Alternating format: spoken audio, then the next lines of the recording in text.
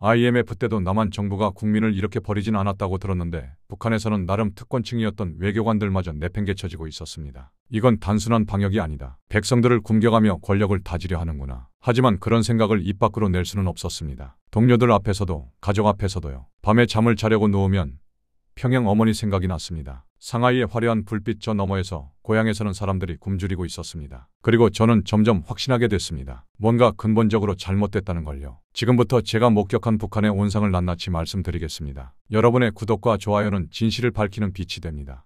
제가 조선민주주의인민공화국 상하이 총영사관 참사관으로 근무하던 시절 이야기입니다. 평양에서 태어나 자란 저는 어릴 적부터 외교관이 되는 게 꿈이었습니다. 아버지도 외무성에서 일하셨고 할아버지도 그러셨죠. 우리 집안은 대대로 당에 충성하는 집안이었습니다. 김일성종합대학 외교학과를 졸업하고 외무성에 들어갔을 때 그때만 해도 저는 제 인생이 순탄할 거라 믿었습니다. 해외 파견은 외교관들의 최고 목표였으니까요. 상하이 발령을 받았을 때 가족들이 얼마나 기뻐했는지 모릅니다. 북한에서는 해외 나가는 게 먹고 사는 것만큼 어려운 일이니까요. 평생 외국 땅 한 번 못 밟는 사람이 태반입니다. 게다가 상하이라니 중국에서도 제일 번화한 도시 아닙니까? 저는 아내와 두 아이를 데리고 2015년에 상하이로 왔습니다. 외교관으로 산다는 건 특별한 일이었습니다. 우선 월급을 달러로 받았어요. 평양에서는 배급도 제대로 안 나오는 판에 저희는 달러로 월급을 받아 중국에서 자유롭게 쓸 수 있었죠. 그것만으로도 평양에 있는 모두가 부러워할 일이었습니다. 하지만 진짜 이권은 따로 있었습니다. 외교관 면책특권이라는 게 있거든요. 외교관의 짐은 세관에서 검사를 안 합니다. 이걸 외교행랑이라고 하는데 이걸 이용하면 중국 물건을 평양으로 보낼 수 있었어요. 전자제품이나 의약품 같은 것들이죠. 물론 완전히 합법적인 건 아니었지만 다들 그렇게 했습니다. 그게 외교관들의 주요 수입원이었으니까요. 상하이는 정말 화려한 도시였습니다. 밤이면 네온사인이 온 거리를 밝혔고 백화점마다 물건이 넘쳐났죠. 제가 출근길에 푸동지구를 지나갈 때면 저 높은 마찰로들을 보며 복잡한 심정이 들곤 했습니다. 중국도 옛날엔 우리보다 못 살았는데 하는 생각이 들더군요. 하지만 곧 그런 생각을 떨쳐냈습니다. 우리 체제가 제일 우월하다고 배웠으니까요. 딸아이와 아들은 조선족 학교에 다녔습니다. 중국 생활에 금방 적응했죠. 아내는 평양에서 교원으로 일했었는데 상하이에서는 집안일만 했습니다. 그래도 우리 가족은 행복했어요. 적어도 그때는 그랬습니다. 총영사관 동료들과는 가까이 지냈습니다. 다들 비슷한 처지였으니까요. 서로의 외화벌이를 눈 감아주고 때론 정보도 나눴죠. 조선족 지인들도 여럿 사귀었습니다. 그들은 우리와 말이 통했고 무역을 중개해주기도 했어요. 그러던 어느 날 아프리카에서 근무했던 선배 외교관 한 분이 상하이에 들렀습니다. 저녁 식사를 같이 하는 자리에서 그분이 이런 말을 하시더군요. 성우 동무, 그거 알고 있나? 우리 북한 공관원들은 한 발은 평양에 있고 한 발은 서울에 있다네. 그때는 무슨 뜻인지 몰랐습니다. 그저 웃고 넘겼죠. 하지만 지금 생각해보니 그분은 이미 알고 계셨던 겁니다. 우리가 언젠가 선택해야 할 순간이 온다는 걸요. 2019년 그 시절 저는 제 인생이 이렇게 바뀔 줄은 꿈에도 몰랐습니다. 상하이의 화려한 불빛 아래서 저는 그저 평범한 북한 외교관으로 살아가고 있었습니다. 아직은 모든 게 평온했습니다. 2020년 초 세상이 변하기 시작했습니다. 처음에는 중국 우한에서 시작된 전염병 소식이었습니다. 코로나19라는 것이었죠. 상하이 거리에서도 사람들이 마스크를 쓰기 시작했고 중국 정부가 강력한 방역 조치를 취했습니다. 하지만 저는 그때만 해도 이게 우리 인생을 완전히 바꿔놓을 줄은 몰랐습니다. 2020년 2월 평양에서 긴급 지시가 내려왔습니다. 최고존엄께서 직접 국경을 완전히 봉쇄하라고 명령하셨다는 겁니다. 북한과 중국 사이의 모든 무역을 중단하고 사람 왕래도 전면 금지한다는 것이었어요. 방역 때문이라고 했습니다. 총영사관 동료들끼리 모여 이야기를 나눴습니다. 누군가가 조용히 말하더군요. 김정일 장군님께서 고난의 행군 때 그러셨다잖아. 어려울수록 인민을 더 강하게 통제하면 권력이 공고해진다고. 그 말을 듣는 순간 등골이 서늘해졌습니다. 설마 최고존엄께서 전염병을 빌미로 그런 생각을 하시는 건 아니겠지. 하지만 마음 한구석에서 불안감이 올라왔습니다. 북중 국경이 봉쇄되자 평양에서 연락이 오기 시작했습니다. 장마당이 무너지고 있다는 소식이었어요. 장마당이라는 건 우리로 치면 재래시장 같은 곳인데 북한 주민들은 거기서 중국 물건을 사다가 살아갑니다. 그런데 국경이 막히니 물건이 안 들어오는 거죠. 쌀값이 치솟고 약도 구할 수 없게 됐다고 했습니다. 평양에 계신 어머니한테서도 편지가 왔습니다. 손수 쓰신 편지였는데 글씨가 떨리더군요. 성호야, 요즘 배급이 끊겼단다. 시장에서 쌀을 사려고 해도 돈이 너무 많이 들어. 내가 보내주는 돈으로 겨우 버티고 있다. 어머니는 당시 78살이셨습니다. 그 나이에 굶주리고 계시다니 가슴이 찢어지는 것 같았습니다. 그런데 더 큰 충격은 그 다음에 왔습니다. 2020년 말 평양 본부에서 공문이 내려왔어요. 제외 공관을 대규모로 축소한다는 내용이었습니다. 외화도 벌어들이지 못하고 유지비만 나간다는 이유였죠. 기존 50개였던 공관을 44개로 줄인다고 했습니다. 우리 총영사관 사람들은 술렁거렸습니다. 상하이도 축소 대상에 들어가면 어쩌지? 다들 같은 생각을 하고 있었어요. 그리고 가장 무서운 건 본국에서 보내던 달러 송금이 끊기기 시작했다는 겁니다. 당분간 각자 알아서 해결하라. 영사관 운영비는 대폭 삭감한다. 평양에서 온 지시는 냉정했습니다. 해외 파견이 특혜였던 이유는 달러를 받을 수 있어서였는데 그게 끊기다니. 그건 마치 우리를 버리겠다는 선언이나 다름없었습니다. 중국 경제는 점점 회복되고 있었습니다. 상하이 거리에는 다시 사람들이 북적였고 가게들이 문을 열었어요. 하지만 우리는 갈수록 고립되어 갔습니다. 북한은 여전히 국경을 꽁꽁 잠그고 있었고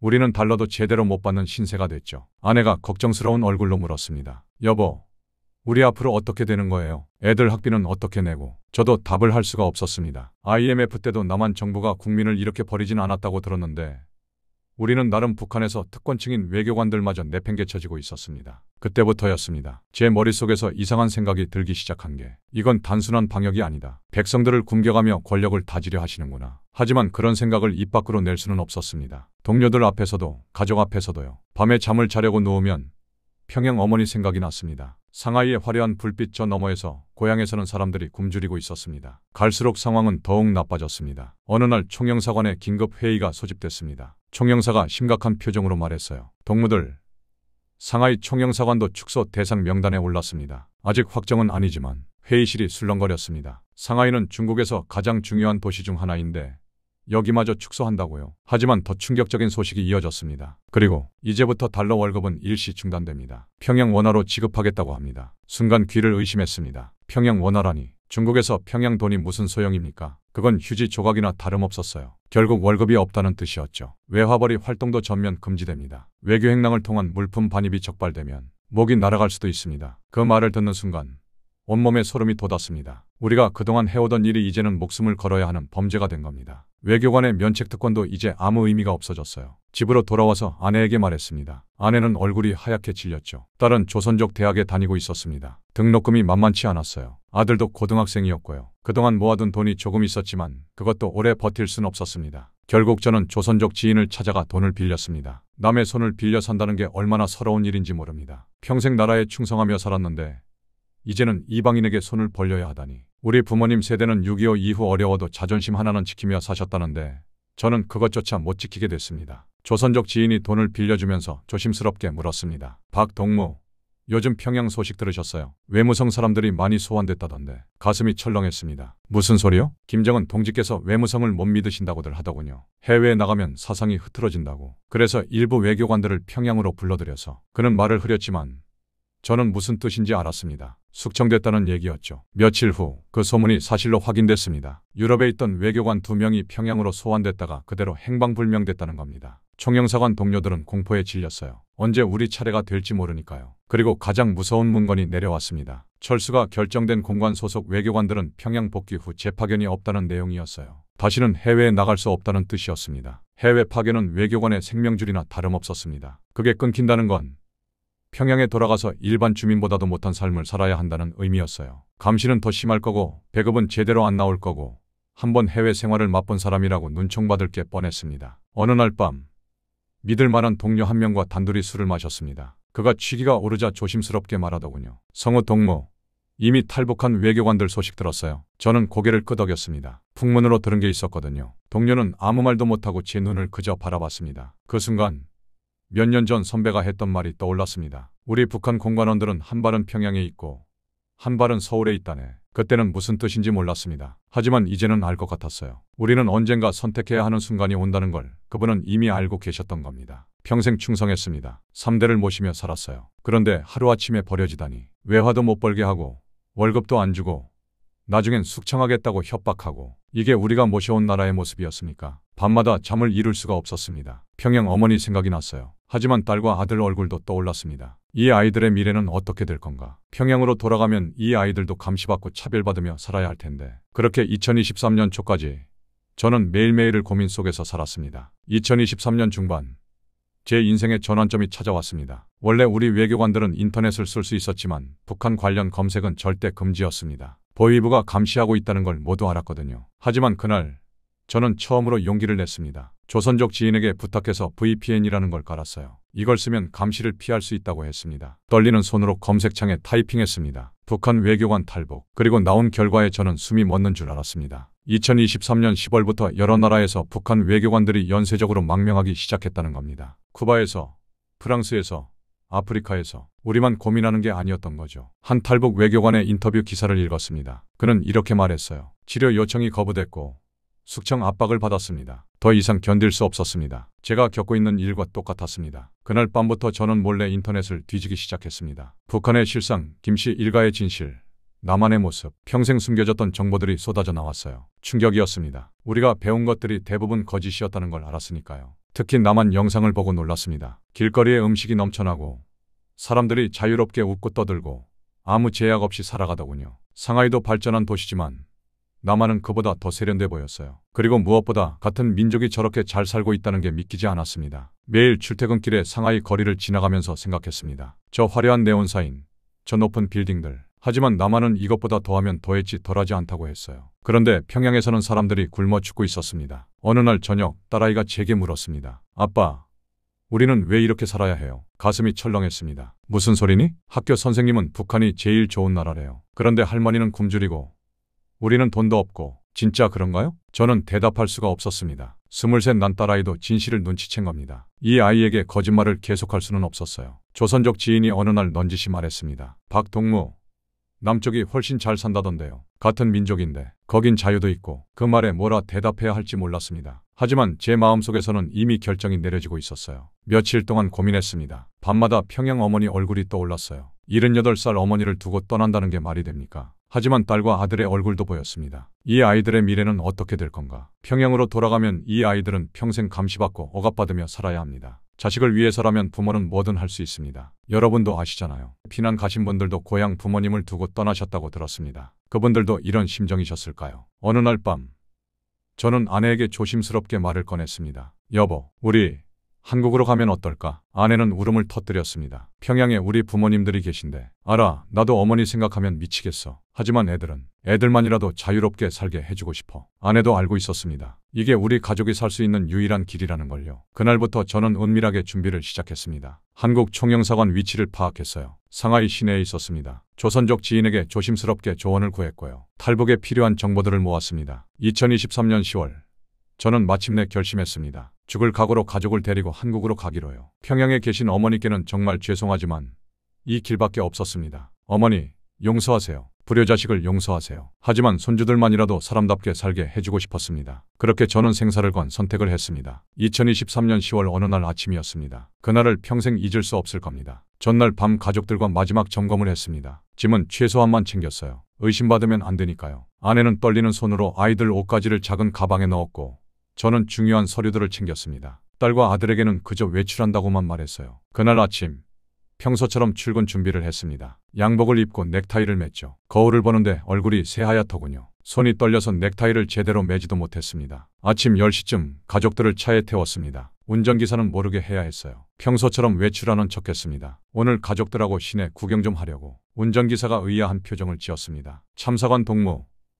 오늘 영사관에 회의가 있지 않습니까? 아, 그건 오후에 가면 돼. 잠깐만 다녀올 거야. 차가 출발했습니다. 상하이 시내로 향하면서 저는 뒤를 계속 돌아봤어요. 혹시 따라오는 차는 없는지, 보위부 사람들이 눈치챈 건 아닌지 심장이 터질 것 같았습니다. 아내가 뒷좌석에서 제 손을 꽉 쥐었습니다. 아내 손도 차갑게 식어 있었어요. 딸은 무슨 일인지 눈치챈 듯 입술을 깨물고 있었고 아들은 긴장한 표정이었습니다. 상하이 시내는 평소처럼 북적거렸습니다. 출근하는 사람들, 자전거를 타는 사람들, 상점들, 모든 게 평범했어요. 하지만 제게는 이 30분이 평생 중 가장 긴 시간이었습니다. 한국 총영사관까지는 차로 30분 거리였습니다. 평양에 계신 어머니, 정말 죄송합니다. 이 불효자를 용서하세요. 총영사관 동료들, 미안합니다. 여러분과 함께 일했던 시간들이 좋았습니다. 고향 평양, 제가 태어나고 자란 곳, 어쩌면 다시는 못 볼지도 모르겠구나. 여보, 지금이라도 돌아갈까요? 아내가 떨리는 목소리로 물었습니다. 저는 고개를 저었습니다. 아니야, 우린 이미 선택했어. 애들을 위해서라도 끝까지 가야 해. 차창 밖으로 한국 총영사관이 보이기 시작했습니다. 멀리서 태극기가 바람에 펄럭이는 게 보였어요. 그 순간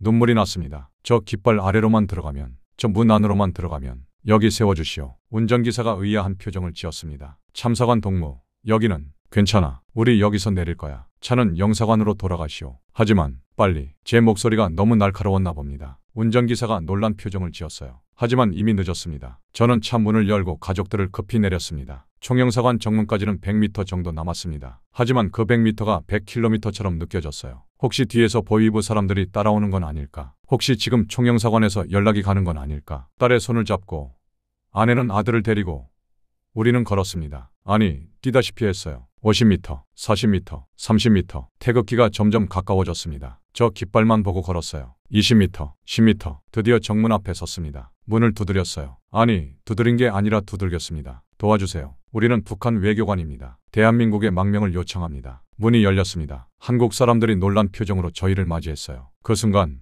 제 다리에 힘이 풀렸습니다. 저는 그 자리에 주저앉았습니다. 해냈습니다. 우리가 해낸 겁니다. 68년 만에 저는 자유의 땅에 발을 디딘 겁니다. 6.25 때 월남하신 분들도 이런 심정이셨을까요? 고향을 등지고 가족을 두고 떠나온 그 마음이 한국 총영사관 안으로 들어간 순간 안도감과 동시에 새로운 두려움이 밀려왔습니다. 영사관 직원들이 급히 우리를 안쪽 방으로 안내했습니다. 작은 방이었지만 깨끗하고 따뜻했어요. 아내는 그 자리에 주저앉아 울음을 터뜨렸고 딸과 아들은 겁에 질린 표정으로 서 있었습니다. 한국 영사님이 물 한 잔을 건네주며 말했습니다. 일단은 안전합니다. 진정하세요. 하지만 저는 알고 있었어요. 이제 시작이라는 거요. 우리는 아직 중국 땅에 있었고 북한은 우리를 되찾으려 할 게 분명했습니다. 그날 오후부터 연락이 오기 시작했습니다. 북한 총영사관에서 전화가 왔다고 해요. 우리를 송환하라는 요구였죠. 중국 당국에도 압력을 넣고 있다고 했습니다. 박성호 참사관은 국가 기밀을 다루던 사람이다. 즉시 송환하라. 한국 영사님이 우리에게 말했습니다. 걱정 마세요. 우리가 대한민국 정부와 협의하고 있습니다. 절대 송환하지 않을 겁니다. 하지만 불안했습니다. 여기는 중국 땅이고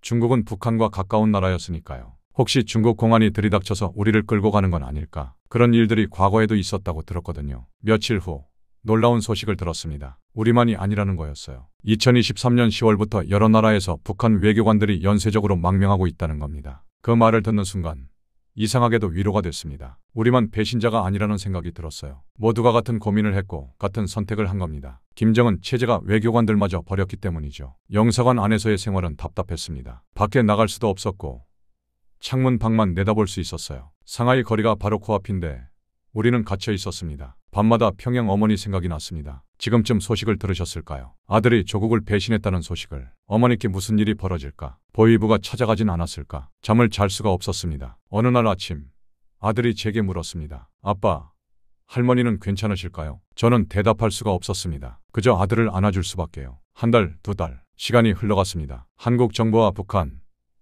중국 사이에 보이지 않는 협상이 진행되고 있었습니다. 우리는 그저 기다릴 수밖에 없었어요. 영사관 직원들은 친절했습니다. 식사도 잘 챙겨주시고 아이들 공부도 도와주셨어요. 하지만 불안감은 가시지 않았습니다. 과연 한국이 우리를 받아줄까요? 아내가 어느 날 밤 물었습니다. 저도 같은 걱정을 하고 있었어요. 외교관 출신이라 국가 기밀을 알고 있으니 한국으로서도 부담스러울 수 있다는 생각이 들었거든요. 2023년이 저물고 2024년이 됐습니다. 새해가 됐지만 우리에게는 아무 의미가 없었어요. 그저 하루하루를 버티는 것뿐이었습니다. 어느 날 북한 총영사관에서 편지가 왔다고 했습니다. 회유하는 내용이었어요. 돌아오면 모든 것을 용서하겠다. 가족들도 안전을 보장한다. 거짓말인 걸 알았습니다. 돌아가면 즉시 처형될 게 뻔했죠. 저는 그 편지를 찢어버렸습니다. 그리고 또 한 달이 지났습니다. 2024년 3월쯤이었을 겁니다. 영사님이 우리를 불렀어요. 대한민국 정부에서 결정이 났습니다. 여러분을 받아들이기로 했습니다. 그 순간 아내와 저는 서로를 껴안고 울었습니다. 딸과 아들도 울었어요. 우리는 살았습니다. 자유를 얻은 겁니다. 하지만 조심해야 합니다. 중국 땅을 빠져나가는 게 제일 위험합니다. 북한이 방해할 수도 있으니까요. 이산가족들도 이렇게 기다렸겠구나 싶었습니다. 헤어진 가족을 만날 수 있을까? 과연 살아있을까 하고 몇십 년을 기다렸을 그분들.